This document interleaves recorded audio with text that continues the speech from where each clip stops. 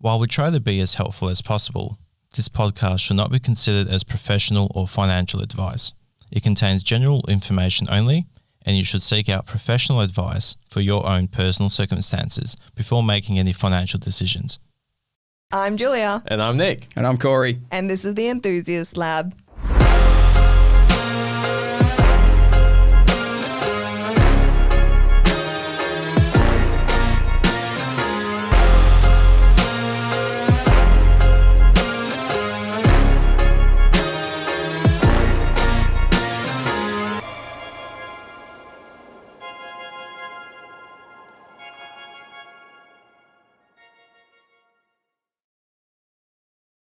Welcome back, guys, to another episode of the Enthusiast Lab.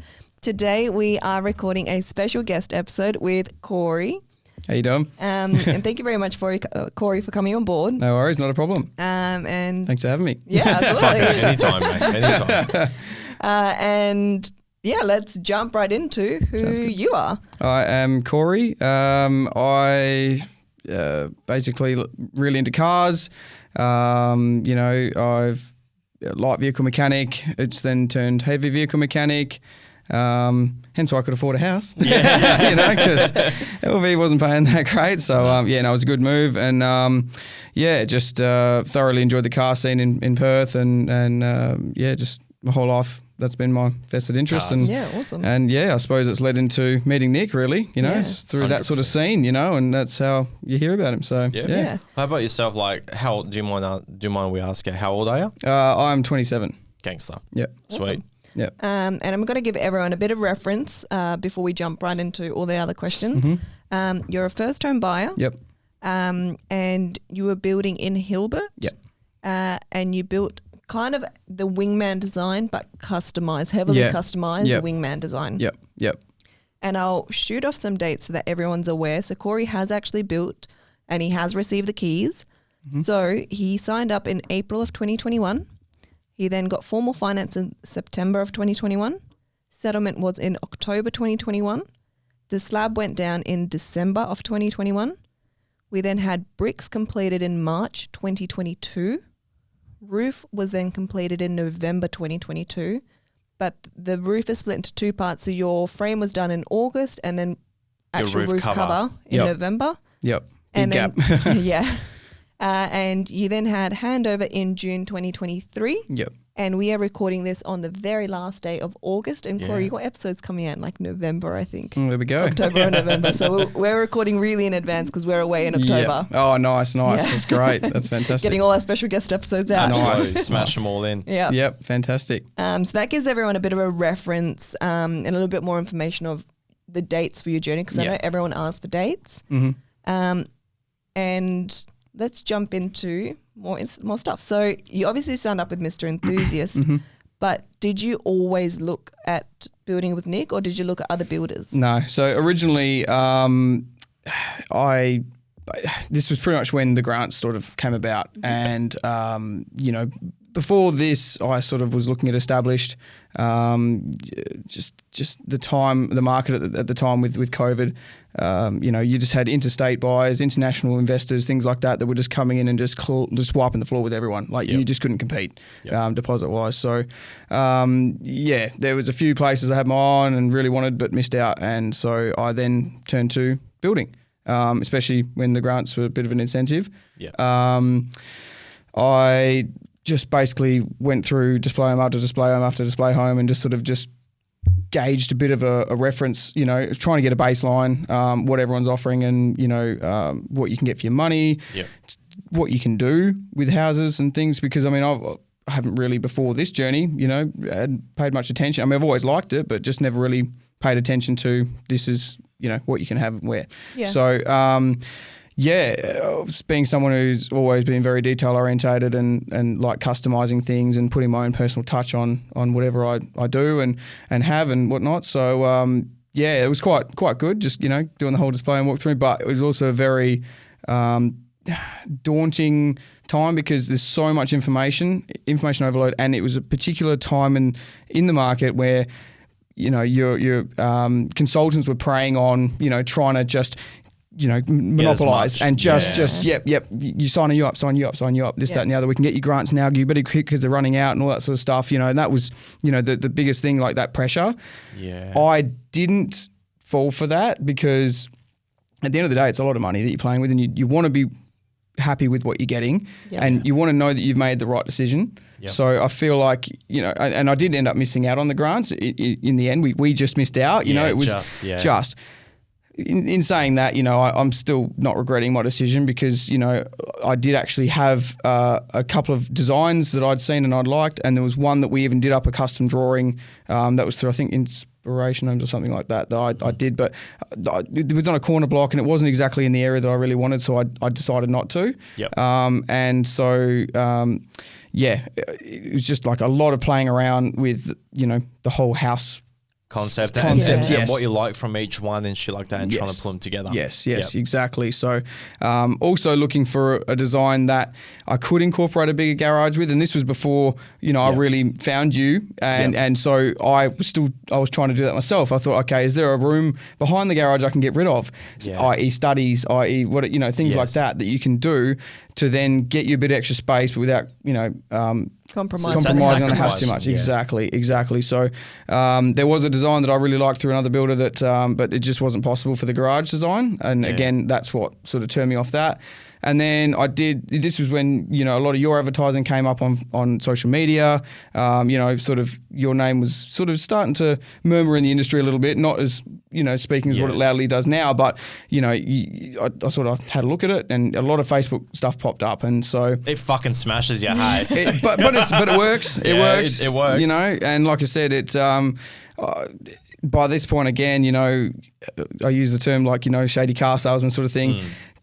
With all these consultants and trying to get your business, trying to just talk, shit. Exactly. Just to say what you want to hear and things like that. But, then that's why when I eventually did come and have a meeting with you, I was a little bit standoffish at first purely because, I sort of had been through all this whole process before with these other people, and I can sort of spot, coming from the car industry and also working with car salesmen, that you can sort of, what they're like and, you can sort of pick up their vibe. And, once I relaxed into it a bit with you and we actually, had a mutual interest in cars and backgrounds as mechanics and things like that. So, once we got that ball rolling, it was quite a nice interaction and a bit refreshing compared to what you've experienced. Definitely was. I think it just, like I said, it took the pressure off the house side of things just for a minute. Like when, just to be able to step away from that a bit, and just actually, talk like humans and exactly and relate. That's the thing is that's another big thing is being able to relate. Yeah. So and then I suppose that then is the foundations for your relationship during the build process, and it has been really good. You've helped me out a lot and had a lot of interactions outside of the build, i.e. the client days, and also at when I've seen you at car events. Yeah, roll racing and shit. Fucking jump roll in. racing, motivation, things like that.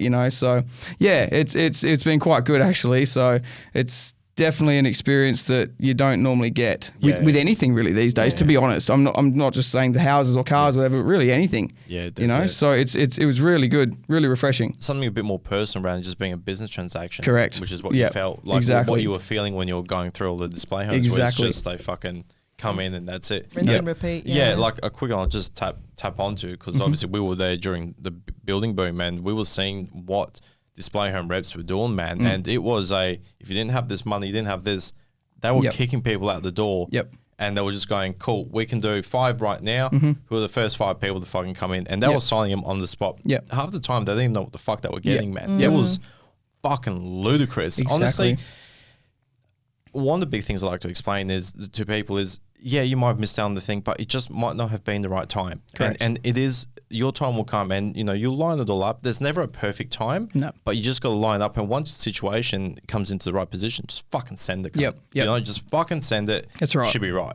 We'll sort it out. That's right. And that's what you did. Exactly. And fucking you come out with a fucking gangster house, That's man. exactly right. Like I said, and it not being pressured into something immediately or at least just me taking my time enabled me to also get a bit more savings up and things like that. Otherwise, you can be left short. You know what I mean? And so 100%. You actually mentioned something there, which was you didn't want to rush into a decision just because of the grants, and that's probably one of the wisest decisions someone can do. Yeah. Because you are playing with so much money. Yes. We say this time and time again on our podcast and to clients and to family and to friends. This is the biggest purchase of your life. Yes. And, we all joke about it and kind of, brush it off as this thing, but it is such a big purchase. It is. So, you mentioned that, and it's kind of, it's like you take your time with it if you need to. Make educated decisions rather than rushing into something with the potential of getting a couple, 10 grand, 20 grand, whatever it was. Yep. That was, even though you did miss out, you didn't. Well, I did still get something. I mean, having the extra time to save and getting enough of a deposit meant that it opened doors to banks for me, not just Keystart, not just things like that. So I got a package that waived the LMI, which is potentially an up to 20 grand sort of saving around that sort of mark, Granted, that sort of went down the drain with the build time because it was just interest being paid to the bank. But I mean, still, that would have been happening anyway had I not got the LMI waived. So it's still a saving in some degree. So, I mean, it is what it is. Yeah.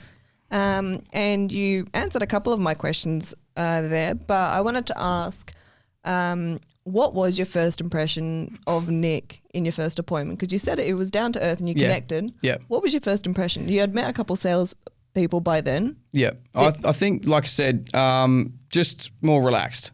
Yeah. And that then sort of, it's a bit infectious. Do you know what I mean? Like, so if he's relaxed and sort of we're just talking like we are now, instead of just, all formal and in a shiny suit and things like that, you become relaxed. And again, moving off topic of the house, going on to the cars and our mutual interests and things like that, that further relaxes you, because you sort of, okay, no worries. We're just here having a chat, us car guys, you know what I mean? So, and then you sort of mingle that in with the house and off you go, and then by that point, you feel like you know each other well enough to actually do something. Exactly. It's that relativity rather than just being a fucking, okay, cool, I can assist with this. Like everyone can. And it's, I think a big one, and a lot of clients have actually mentioned this, is whatever I say, I actually do. So I'll talk about cars. It's like, we've got the drift car, got the 4B, got the fucking race car. Like I live and breathe it. It's our passion. And to have other people that are in the same, so then that point of reference, that interest, that mutual interest, it just makes it a little bit more easy. It's not like I'm rocking up in a fucking AMG or like a Huracan or something going, hey bro, come look at my car. It's like, hey man, here's my fucking, 15-year-old car that fucking pushes too much power that you can't grip on the motherfucker. But let's go have some fun. Exactly. Do you know what I mean? Exactly. Anyone can go and buy a Huracan. You know what I mean? Yeah. So you built that. That's got your heart and soul into it. And I think only car guys can really sort of relate to that and know the passion and the journey to get there and things. So that's it. Yeah, awesome. You answered quite a lot of my questions. So it's a good thing. It is good. So I actually thought I'm efficient.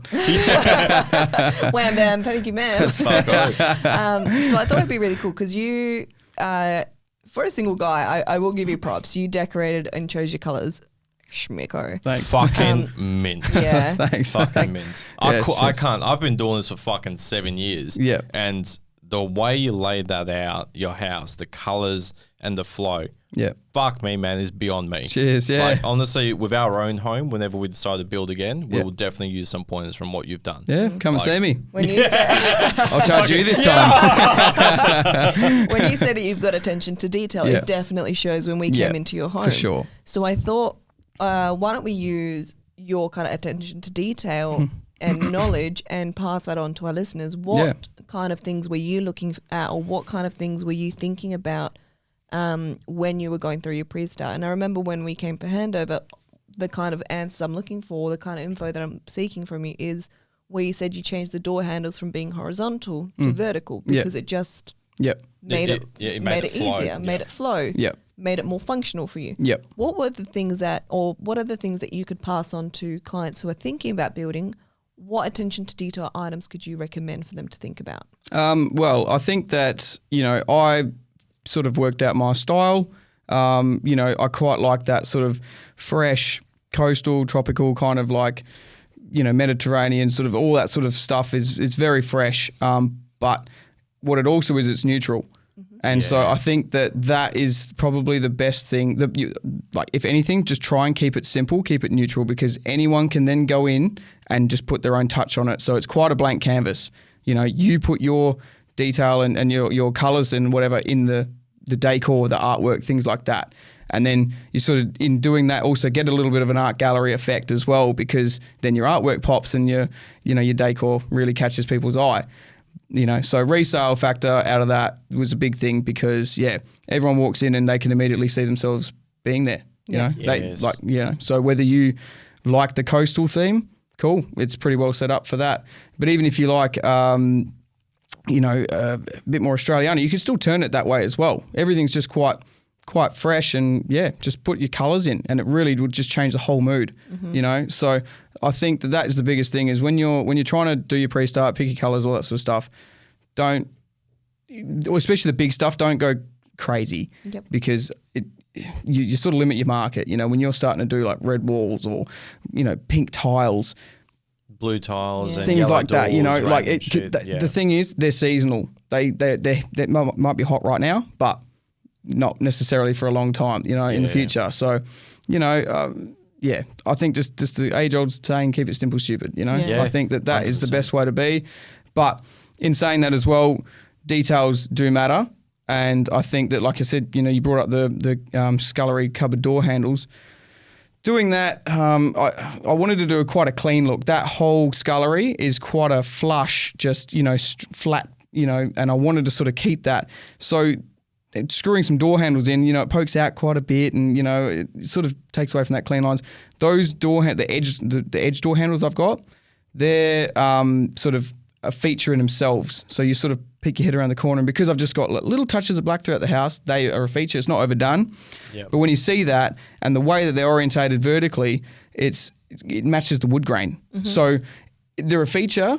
And they do catch your eye, but they also almost disappear into the wood at the same time, because they're not contradicting the lines. They're literally continuing in that vertical lines. Yeah. So, Fuck me, he's got so much attention to detail. I would sit there and be like, just pull him horizontal. I don't give a fuck. Should be right. that's right. That's right. That's fucking sick. Maybe you should become an interior designer. Bro, maybe. I found my calling. Gig, fucking side gig on the weekends, mate. Yeah. So anyone listening out there, so he's going to be charging about $300, and you're going to split that with us. Yeah, no worries. But I think that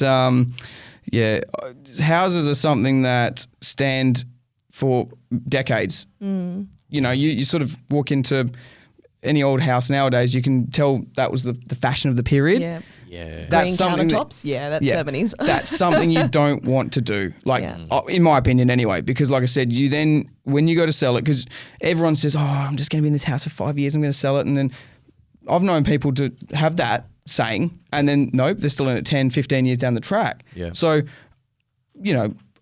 I might not want to be there all that time, but who knows where I'll be. And I might still be there. So I want to be in a place where I'm happy there, so that if I am in a position where I can't move, or I don't have to move, I'm happy where I am. And at least, when you work so hard, you want to come home to something that you actually go, okay, this makes going to work worthwhile. Yeah. Do you know what I mean? Yeah, 100%. And we use that quite a bit. I use it in appointments. It's like, some people are like, it should be right. Just give me a basic 4x2. I'm like, man, I don't care if I sell you, the grandest thing or the smallest thing, but let's do those small changes that are really going to fucking make you sit there and go, this is why I'm busting my fucking hole for. So that when I come home and I close that door, I look at it and go, this is worth it. Rather than going, fuck, I can't wait to get rid of it in the next year or two. Because you don't know, like we had the goal that, we want to have a property and then go again in 5 years. We were in the house for fucking coming up to 8 years. There you go. You don't realize the time go by. That's right. So, and we're definitely sitting there going, fuck, we need something bigger.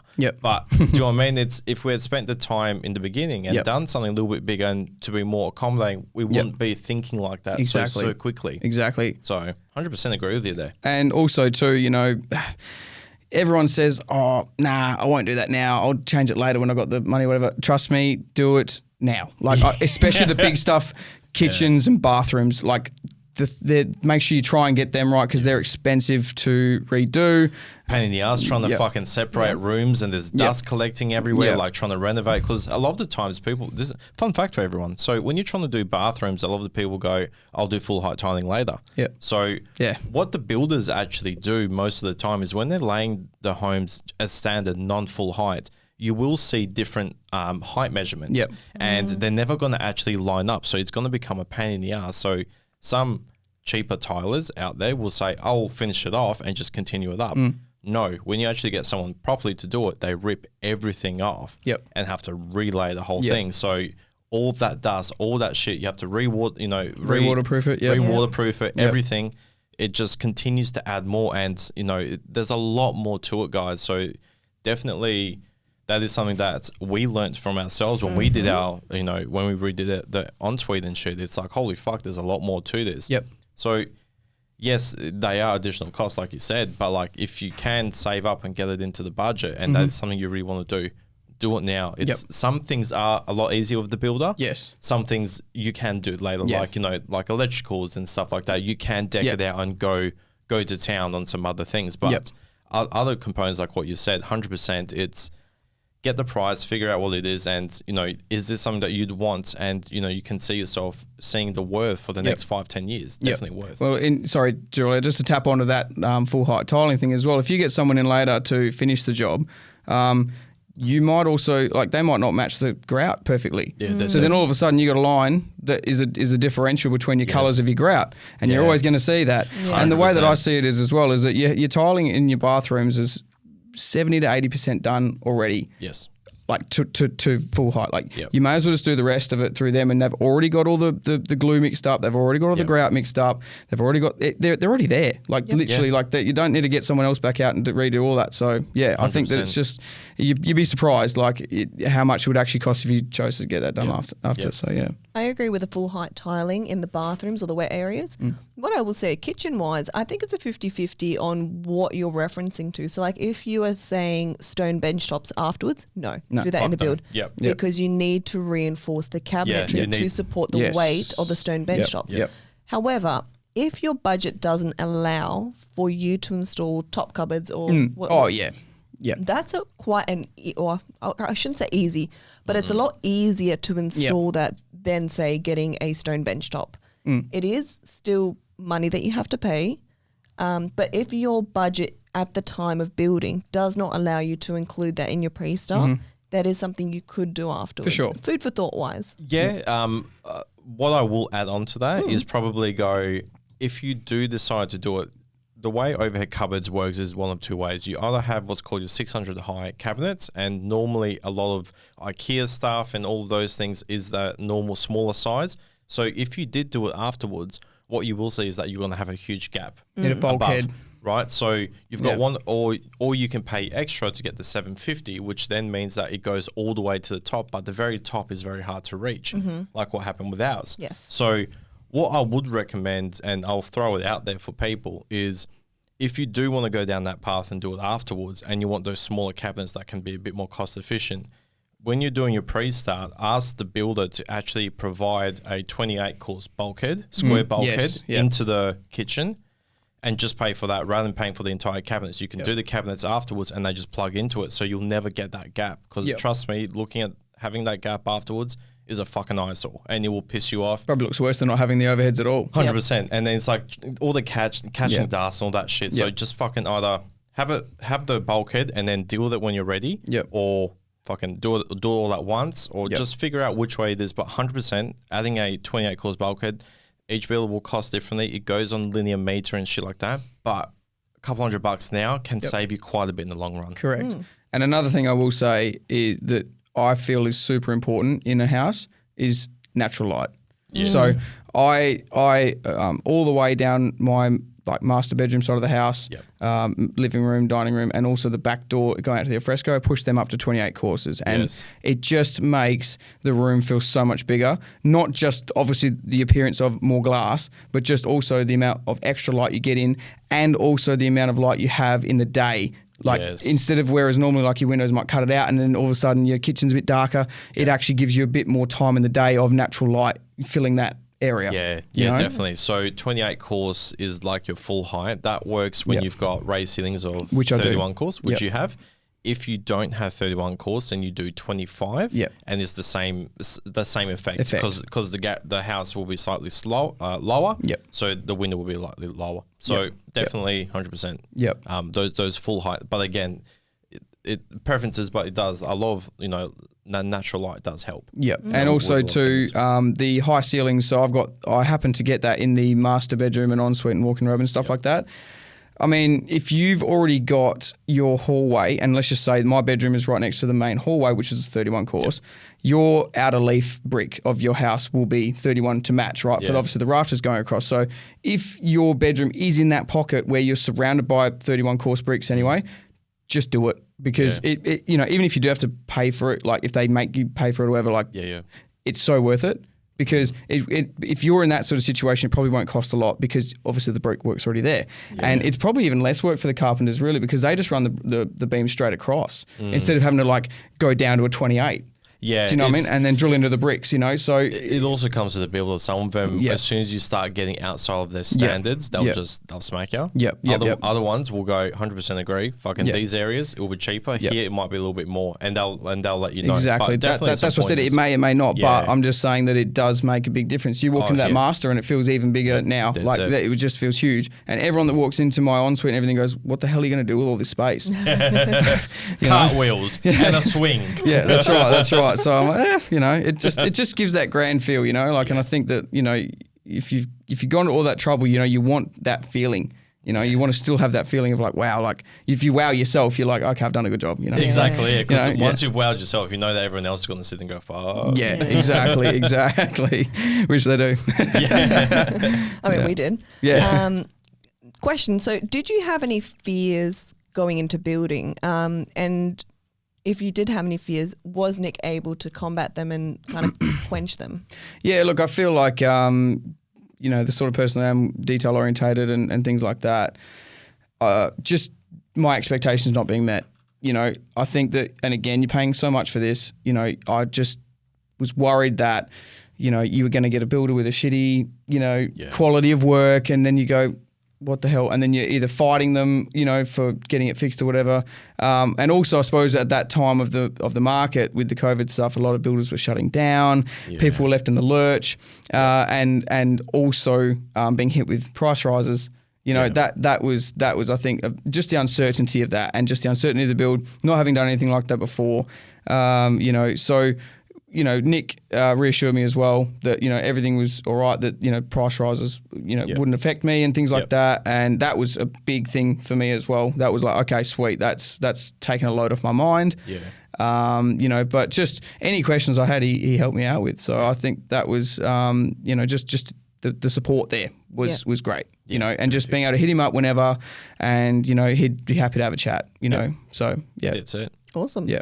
And now that you are you've come up to the end of your journey, reflecting back on the entire process, what are some of the things that you really enjoyed, and what are some of the things that you didn't enjoy? I definitely enjoyed all the display homes. I mean, I still go to them now, even just for decor inspiration and furniture and things like shopping. that. Yeah, literally. I mean, that's one of the best things you can do, and that you can just go to them every weekend, and there's so many out there. But I just feel like, you can sort of feel what certain colours feel like in the space and in certain lights. You can go to display home in the morning, whatever, and then you see, if you don't like that, I don't know. It just gives you a really good sort of touch and feel experience, And also it's quite fun, you sort of go in and, I like this house, I like that about it, So it's quite cool, And then another thing that I did like was also the whole pre-start experience and just being able to, have a play and just, sort of be creative, with things, going to tile shops and feeling out, what the tiles you like. And, my pre-start consultant was fantastic. And, she helped lay all the stuff out on the table and, make a bit of a mood board, I suppose. And, that was really fun, just having a bit of a muck around with different concepts. Because that's where, you really came to shine, where it's like all those creative ideas, you can actually start fucking pulling them together, and it's no longer a concept. You can start pulling and go, okay, cool. I was thinking of this. That one's not working. This one's working. Fuck yeah, this is exactly what I was thinking. Yep, and just being able to put things next to each other and seeing, okay, that's how it interacts with that. Yes, you know, because they may look fantastic, but then when you put them next together, you go, no, that looks better with it or something. So it's just really good to be able to actually put it together and perfect. Anything that you didn't like? The build time, but that's due to the market and suppliers. I mean, there's nothing that can really be done about that, or it wasn't the builder's fault, it wasn't Nick's fault, wasn't anyone's like that. It's just the way it was. I mean, what I didn't like. I mean, obviously, a lot of big decisions. That, and again, I put a lot of pressure on myself trying to get things right the first time, because I'm someone that just do it right the first time, and then that way you don't have to revisit it. Yes. So just the pressure on myself to get it right. I mean, again, that's just me, but I know that there are a lot of people out there that are like that. And so I just feel like, it's okay. Like just, it'll be fine. It's just, but it is something that's quite, quite prevalent through the whole process. There's a lot of decisions that need to be made.